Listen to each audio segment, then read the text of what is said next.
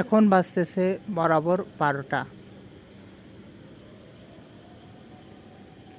পূর্ণাকাশ চন্দ্রগ্রহণ শুরু হয়েছে ইতিমধ্যে 30 মিনিট আগে, আর মাত্র 11 মিনিট পরেই চাঁদকে সবথেকে বেশি লাল দেখা যাবে, যা এক বিরল মহাজাগতিক দৃশ্য।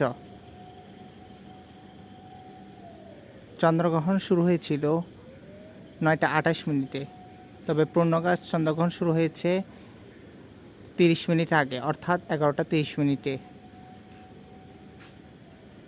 12টা 11 মিনিটে চাঁদটাকে সবথেকে বেশি লাল দেখা যাবে, অর্থাৎ এখন থেকে ঠিক 11 মিনিট পরে।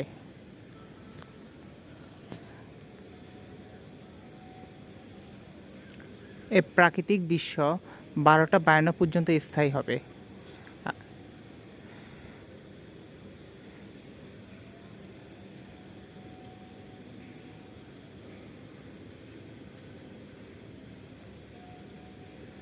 বিরাশি মিনিট ধরে চলা এই বিরল মহাজাগতিক দৃশ্যের উপলব্ধি করতে পারবে বিশ্বের 77% দেশ থেকে।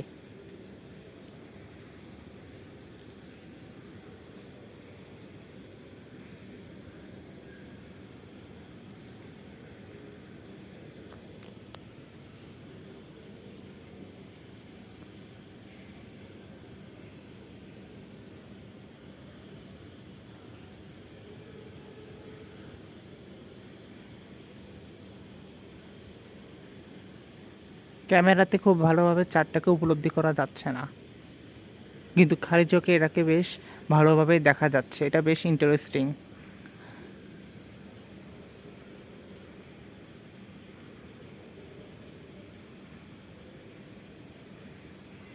এই বিরল মহাজাগতিক দৃশ্য শেষ হবে 2টা 55 মিনিটে।